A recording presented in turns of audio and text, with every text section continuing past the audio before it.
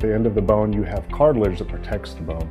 And as that wears away, it can cause arthritis. And when there's no cartilage left on the bone, that's called bone-on-bone arthritis or an end-stage arthritis. And that's something that is more of a chronic type knee pain that we see in patients that are candidates for knee replacement.